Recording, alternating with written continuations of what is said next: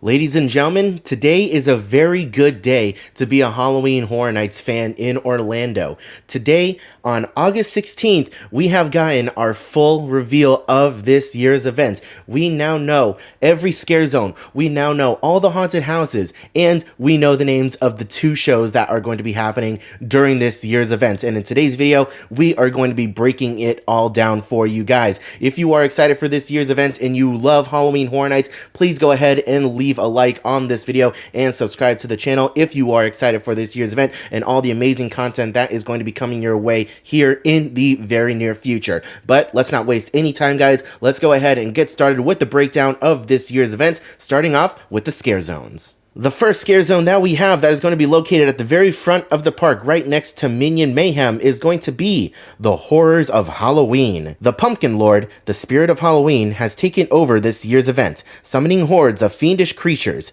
Terror has taken root. So, playing off of the very popular haunted house from last year, Wicked Growth, we have the Horrors of Halloween. So hopefully we're going to have the Pumpkin Lord on stilts walking around and terrorizing the guests, and we can hope that his pumpkin minions are going to be in this scare zone as well. We have a lot of pumpkins up on those truss structures, so those are going to be illuminated throughout the night. We already got pictures this morning of HHN Lil Boo being put up in those rafters, so we're very excited for this scare zone. And it kind of seems that the Pumpkin Lord is going to be possibly the icon for this year. We don't have any official confirmation on that yet, but based on the description of this zone, it looks like he may be an icon. Next up in the Central Park area of Universal Studios, we have Scarecrow, Cursed Soil. At an abandoned farm, scarecrows have risen from the crust of the earth to hunt you and seek revenge. They'll harvest your screams. Not too much else to say here, guys. We're going to have a lot of scarecrows in this area. It's going to be very creepy, very dark.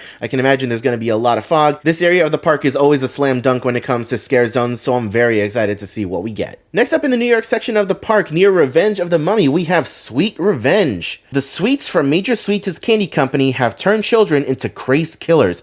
This Halloween's all trick, no treat, and total mayhem.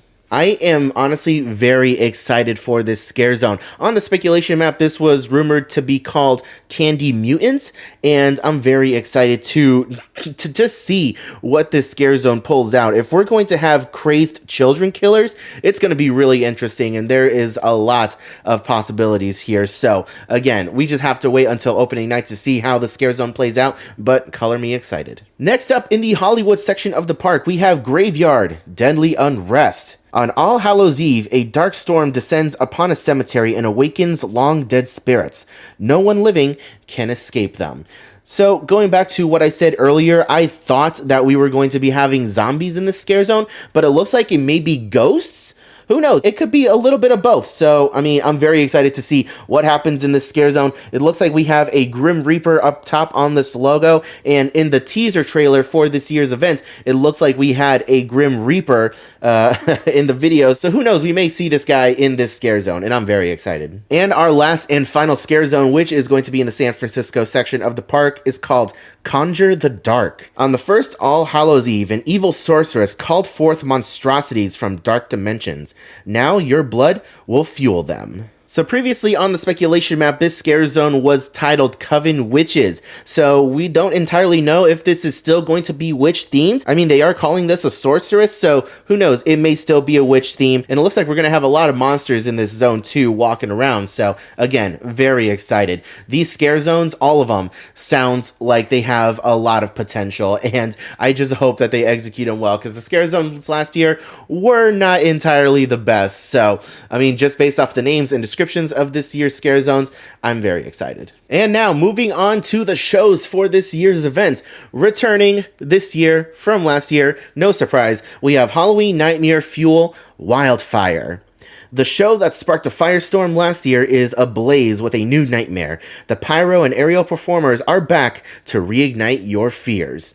This show was an absolute hit last year, and I was honestly shocked at how much I enjoyed this show. So much fire, so much pyrotechnics, and magic in the mix of that. It was such a great show, and I'm very excited to see what this year's show has to offer. And now for the Lagoon Show. Replacing Marathon of Mayhem, we have a show called Ghoulish, a Halloween tale. On a Halloween night, a ghost story becomes reality as you go beyond the grave in a spectacularly spooky show on Universal Studios' Lagoon. Not too much of a description here. It's pretty vague, but again, I'm still pretty excited to check the show out and see what they have to offer for this year's event. All right, now, ladies and gentlemen, for the main event, you guys want to hear about those haunted houses. We already had 4 haunted houses announced earlier this year, starting with The Weekend, After Hours Nightmares, Halloween, The Horrors of Blumhouse featuring the Black Phone, and Universal Monsters, Legends Collide. Those are all the intellectual property haunted houses that we're going to be getting this year. Now, let's move on to the 6 original haunted houses.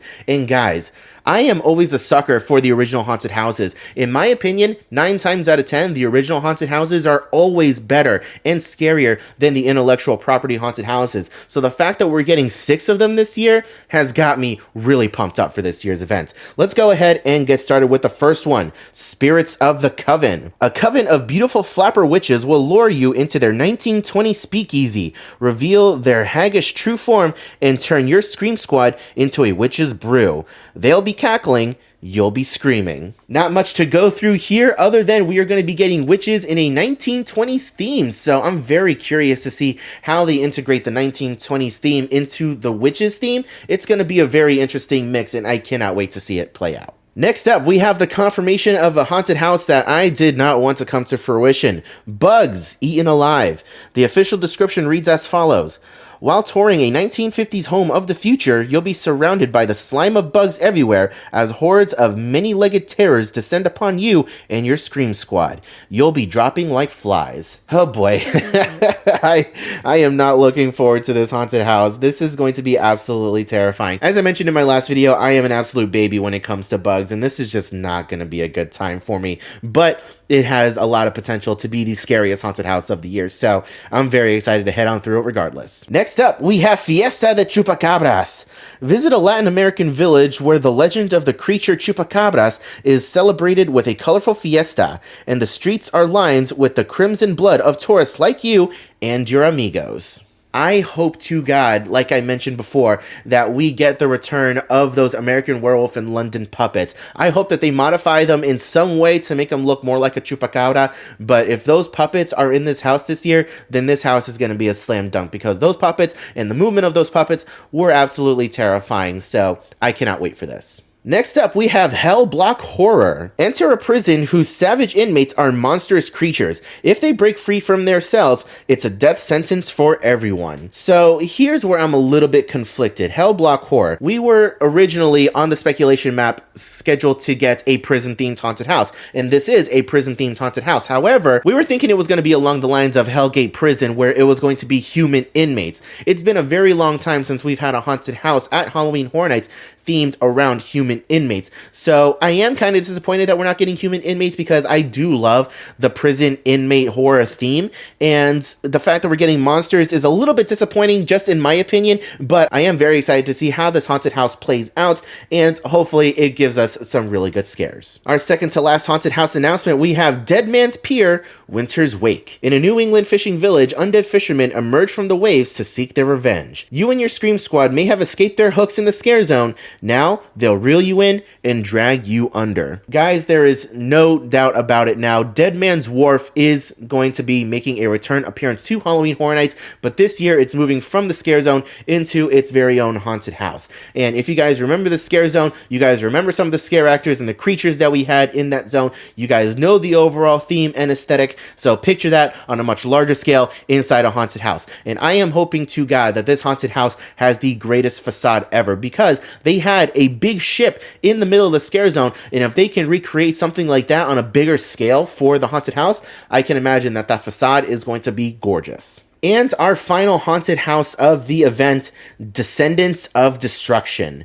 Careful not to leave any of your Scream Squad behind as you descend the subway tunnels of a deserted New York. Lurking in the dark are hungry mutants looking to feast on the last remnants of humanity. So this is going to be a post-apocalyptic haunted house where mutants have taken over the world and are just killing everyone. And this is going to be potentially a very claustrophobic house. The tunnels of New York City are no laughing matter. Believe me, I've spent a lot of time in New York City riding the subways. They can be pretty sketchy sometimes. So I can imagine that this is going to be an absolutely terrifying haunted house with a lot of possibilities for up close and in-your-face scares. So this house, it's definitely going to be on my list for one of my most hyped houses. All right, ladies and gentlemen, well, that is going to do it for this video, going over the entirety of what we know so far for this year's Halloween Horror Nights event. We have our full reveal, guys. We know all the haunted houses, we know all the scare zones, and we know all the shows. And now we are less than 3 weeks away, coming up on 2 weeks away from opening night of Halloween Horror Nights, and I cannot be more excited to bring you guys this content. We are going to be there on opening weekend, every day of the weekend. All 3 nights we're going to be there, and all 3 nights you are going to be getting Halloween Horror Nights related content on this YouTube channel. So once again, if you are excited for any of that, make sure you are subscribed to the channel and have that notification bell turned on to get notified whenever I upload a new video like this in the future and when Halloween Horror Nights does officially begin. Thank you all so much once again for watching today's video. Leave a like if you enjoyed. I hope you're all having a wonderful day, morning, afternoon, evening, and I will see you guys in the next video.